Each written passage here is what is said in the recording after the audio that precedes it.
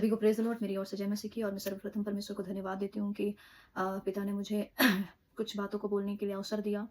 और जितने लोग सुन रहे हैं, मैं कहना चाहती हूँ, आप परमेश्वर के प्रेमी, परमेश्वर के लिए पागल, परमेश्वर के लिए दीवाना, उसके राज और खोज के करते हुए, परमेश्वर को निहारते हुए आप उनको प्यार करने वाले बन जाएँ।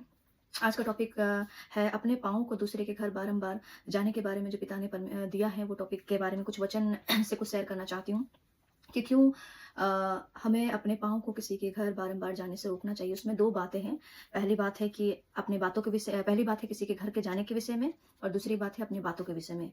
तो ये 2 बातें के हम कुछ वचनों से देखेंगे।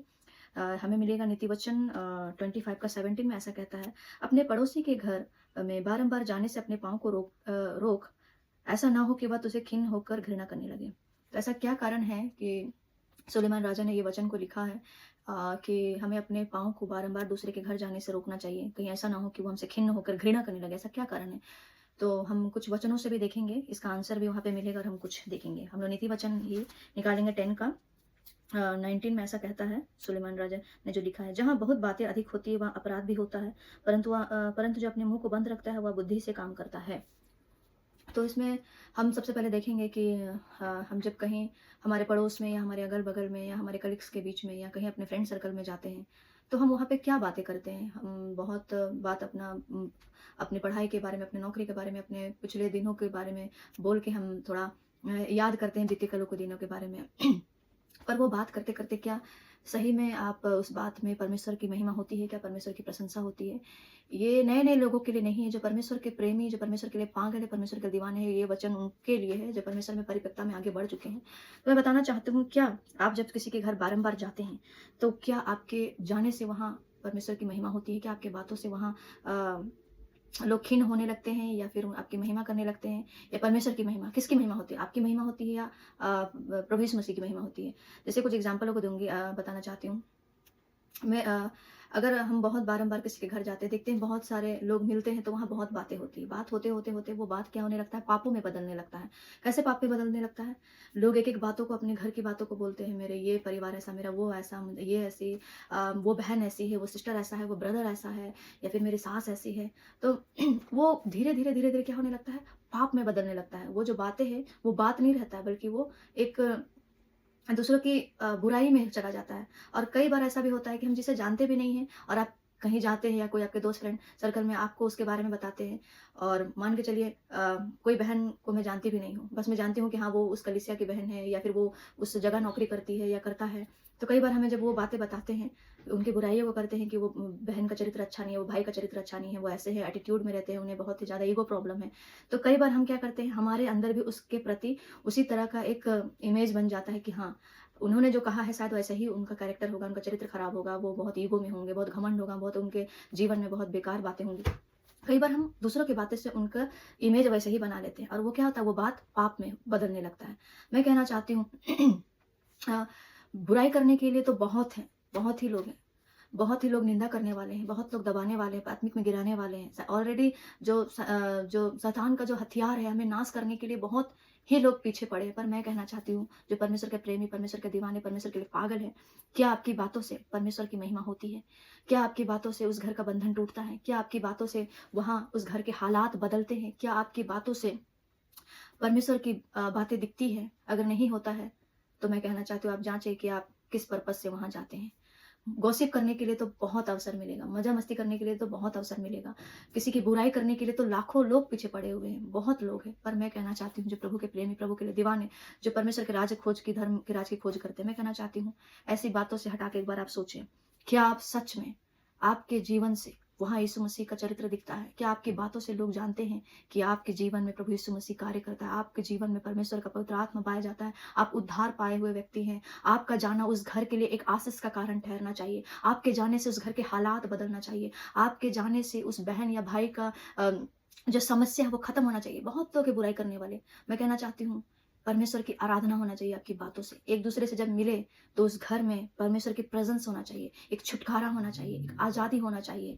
जो आपको कोई शेयर करते हैं, आप इधर-उधर दूसरों को बताने से क्या फ़ायदा है? आप खुद भी पाप करते हैं और दूसरों को भी पाप कराते हैं। मैं कहना चाहती हूँ, इससे अच्छा है कि आप किसी के विषय को जान के अपने तक ही सीमित रखें और परमेश्वर से प्रार्थना करें कि पिताजी, प्रभु यीशु मसीह, उसका ये परेशानी है, वो भाई का, वो बहन का ये परेशानी है, उनके ज़िंदगी में ऐसे-ऐसे समस्या है, परमेश्वर उन समस्या को ख़त्म करे बोल के।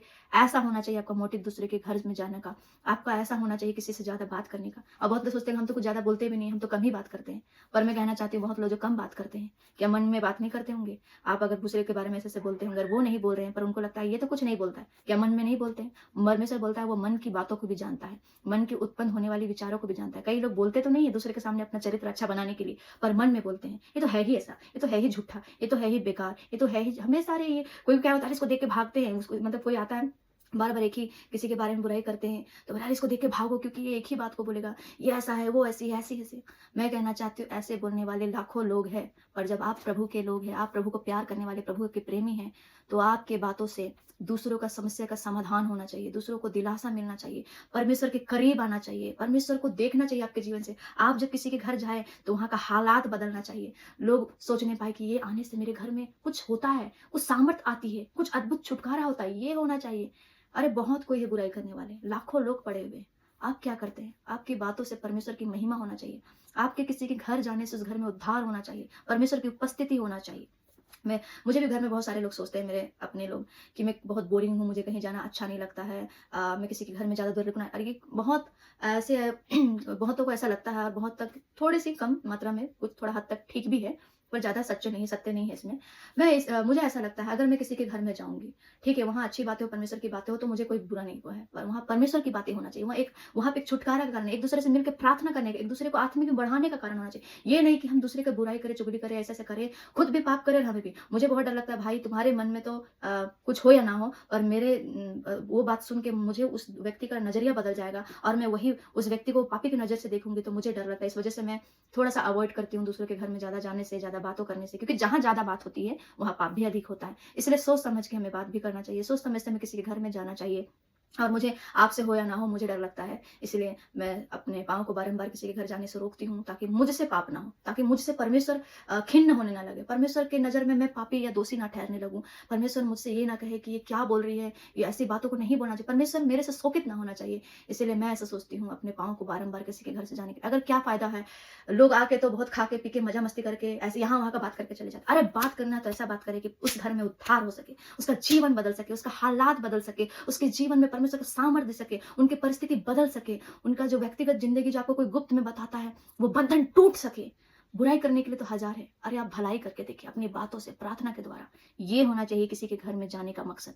ये होना चाहिए किसी से अधिक बात। आपके बहुत सारे दोस्त हैं, मान लीजिए बहुत सारे दोस्त हैं, सिर्फ़ खा रहे, पी रहे हैं, बात कर रहे, गॉसिप कर रहे हैं और परमेश्वर नहीं है उस बातों में। आपके रिश्तों में परमेश्वर नहीं है, आपके दोस्ती में परमेश्वर नहीं है, प्रभु यीशु मसीह का ज़िक्र ही नहीं है, उसमें उद्धार ही नहीं है, सिर्फ़ एक ही बात मज़ा-मस्ती। मैं कहना चाहती हूँ ये करके क्या करेंगे? परमेश्वर की सामर्थ होनी चाहिए किसी के घर जाने से, आपके बात करने से उनके समस्या का समाधान होना चाहिए, ये होना चाहिए। तो मैं कहना चाहती हूँ अगर मैं ये नहीं कहना चाह रही हूँ कि आप ना जाएँ किसी के घर बार-बार और किसी से ज़्यादा बात ना करें या बंद कमरों में रहें, वो नहीं। मैं चाहती हूँ वो मेरा मोटिव अलग है। मुझे लगता है कि दिन भर मैं किसी के घर जाऊँगी, दिन भर मैं दूसरे से बात करूँगी, तो अरे यार मेरा बुलाहट जो परमेश्वर ने रखा है, जो परमेश्वर ने कहा है मैं तुझे देशों-देशों के लिए इस्तेमाल करूँगा, जो आँखों ने नहीं देखा, कानों ने नहीं सुना, चित्त में नहीं, वो मैं करने के लिए चाहता हूँ। मैं जब परमेश्वर के साथ समय ही नहीं बिताऊँगी तो कैसे उसकी आवाज़ों को सुनूँगी, कैसे परमेश्वर में स्ट्रॉन्ग बनूँगी, कैसे मैं जो ये वचनों को इतनी मुश्किल से जो पढ़ने के लिए मेरा मन प्यासा है, उसके लिए प्रेमी है, पागल है, मैं कैसे उसकी आराधना कर पाऊँगी? संगति के द्वारा, उसके सम्मुख में बैठने के द्वारा, उससे अकेले में प्रार्थना करने, उसके उसके वचनों को पढ़ के मनन करने के द्वारा। ये मैं सोच के थोड़ा-सा अपने आप को कंट्रोल करती हूँ और मैं चाहती हूँ मेरे जाने से उसके हालात बदलने चाहिए। उसके परमेश्वर उसकी समस्या को दूर करना चाहिए। उनके घर की परिस्थिति जो खराब है वो बदल जाना चाहिए। उनकी जो बीमारी है वो दूर होना चाहिए। ये मोटिव होना चाहिए। उसका जो प्रभु को नहीं जानते हैं, जो उद्धारकर्ता को वो उद्धार के रूप में उसके जीवन में आना चाहिए, ये होना चाहिए किसी के घर में। ऐसा ना हो कि आपसे वो खिन्न होने लगे। खाने-पीने के लिए तो सब जाते हैं, बुराई करने के लिए तो सब जाते हैं। अरे आप इसलिए जाएँ कि उसके घर की परेशानी खत्म हो सके। अरे आप इसलिए जाएँ कि आप उसको समझा सकें, बता सकें कि भाई तू ऐसा गलत काम मत कर, बहन ऐसा मत कर, ऐसा बोल के करे। बुराई करने वाले हज़ार हैं, आप भलाई करने वाले बने। किसी के घर जाएँ तो सिर्फ़ मस्ती के लिए नहीं, सिर्फ़ एन्जॉयमेंट के लिए नहीं, सिर्फ़ बुराई करने के लिए नहीं, सिर्फ़ टाइम पास करने के लिए नहीं, परमेश्वर की सामर्थ से भर के वहाँ जाइए। और जब आप बात करें वहाँ, तो परमेश्वर का आत्मा उसे छूना चाहिए। उसके जीवन में, शरीर में परमेश्वर का करंट जो पवित्र आत्मा के जैसा समाना चाहिए, ऐसे बात होना चाहिए, ये बात होना चाहिए। बात करने के लिए हज़ारों लोग हैं, बुराई करने के लिए हज़ारों लोग हैं, मस्ती करने के लिए हज़ारों लोग हैं और एंटरटेनमेंट के लिए करने के लिए तो बहुत ही लोग हैं। और आप किस मोटिव से जाते हैं, किस पर्पस से जाते हैं, क्या करने जाते हैं, ये आप जानते हैं, अपने जीवन में जानते हैं। अगर आपके जाने से कोई छुटकारा नहीं है, आपके जाने से कोई बदलावट नहीं है, वही रवैया जो पहले बचपन से था वो अभी भी वही है, तो कोई मतलब नहीं है किसी के घर जाने से। बुराई तो सब करते ही, आप भी कर रहे हैं, तो मैं कहना चाहती हूँ आप मसीह में नहीं हैं। आप प्रभु के प्रेमी नहीं हैं, आप पागल नहीं। जो प्रभु का प्रेमी है होता है, उसके जाने से बहुत कुछ होता है, सामत उतर आती है। परमेश्वर ने कहा जब तुम जाओ किसी के घर तो अपने पाँव के धूल को झाड़ के रखना, इसलिए ताकि क्यों? ताकि वहाँ पता चले कि मेरा बेटा-बेटी वहाँ गए थे और जब मैंने बेटा-बेटी ने उन्होंने कुछ बताया तो उन्होंने ग्रहण नहीं किया और जिन्होंने ग्रहण किया उनके जीवन में परमेश्वर की आशीष, असीम शांति दिखने पाए। ये होना चाहिए आपका किसी के घर में जाने का मतलब, किसी के घर में जाने का पर्पस, आपका बात करने का पर्पस।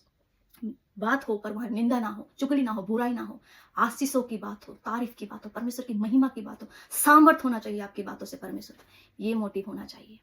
तो आज हमने यही सीखा है कि 2 बातें हमने सीखा अपने। अगर आप किसी के घर जाते हैं, तो आप वहाँ पे लोग आपको देखें, प्रभु यीशु मसीह की गवाही वहाँ हो, परमेश्वर को देखने पाएँ, आपके मुँह से, आपके बोली से, आपके चाल-चलन से, आपके उठने-बैठने से, वहाँ बोलने से भी ना हो पर वहाँ प्रेज़ेंस आप मन में प्रार्थना कर सकते हैं वहाँ जाके, प्रभु इसके जीवन को बदल दीजिए।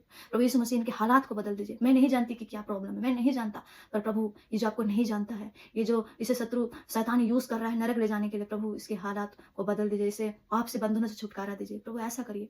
आप खुल के नहीं बोल सकते, आप मन में प्रार्थना कर सकते हैं। अरे हज़ार लोग हैं बुराई करने वाले, आप प्रभु की बात करिए, उसे हिम्मत दें, आत्मिक में आगे ले चलें, प्रभु के करीब ले जाएँ। आपकी बातों से ऐसा होना चाहिए कि आप परमेश्वर के करीब उन्हें ला सकें, ना कि दूर ले जाएँ, परमेश्वर के करीब लाएँ। बहुत कोई बुराई करने वाले हैं, बहुत कोई चुगली करने वाले हैं, बहुत कोई डिमोटिव करने वाले हैं। आप प्रभु में उन्हें बढ़ा सकते हैं, प्रभु का प्रेमी बना सकते हैं, प्रभु का पागल बना सकते हैं, प्रभु का दीवाना बना सकते हैं। जब चेले जाते थे वहाँ तो अद्भुत-अद्भुत काम होने लगती थी। उससे बढ़कर प्रभु यीशु मसीह जिस घर में भी जानते थे, वो घर में सामत उतर जाता था, परमेश्वर की अभिषेक उतर जाती थी। ओ बंधन टूटने लगते थे, बीमार चंगे होने लगते थे। ये होना चाहिए आपके जाने से। आप जो प्रभु के प्रेमी हैं, ये होना चाहिए। अगर आप अभी भी ऐसे नहीं हैं, आप परमेश्वर से दया मांगे, प्रभु मैं किसी के घर जाऊँ तो मुझे आशीष का कारण बनाए। जब मेरे मुँह से कोई बोली निकले तो वो उनके लिए, उनके घाव को भरने वाला हो, उनके ज़ख्म को भरने वाला हो, उनको तसल्ली देने वाला हो। आपकी महिमा हो मेरी बातों से, बुराई नहीं हो, आपकी महिमा हो प्रभु यीशु मसीह। ऐसे बोल के आपका जाने का मोटिव होना चाहिए। तो इस वचन के द्वारा आपको आशीष मिले। और आज का टॉपिक यहीं खत्म होता है, जो हमने आप सुना, अपने पाँव को दूसरे के घर बारंबार जाने से क्यों रोकना है। जैसे सुलेमान का भी पाँव बार-बार गया इधर-उधर, इसलिए उसने बहुत सारे पापों को किया। अब ऐसा ना करें, अपने मुँह को सँभाल के इस्तेमाल करें, दूसरे के घर सँभल के जाएँ। परमेश्वर की सामर्थ उतरना चाहिए, प्रभु यीशु मसीह की गवाही होना चाहिए, वहाँ छुटकारा होना चाहिए। आपके जाने से लोग दुखी नहीं, बल्कि खुश होना चाहिए। आपको देख के भागने वाले, निंदा करने वाले नहीं, बल्कि अरे इसके आने से बहुत सामर्थ होता है, बहुत अद्भुत कार्य होता है, छुटकारा होता है। ऐसा गवाही होना चाहिए। इस वचन के द्वारा आप सभी को आशीष मिले। सभी को प्रेज़ द लॉर्ड और जय मसीह की।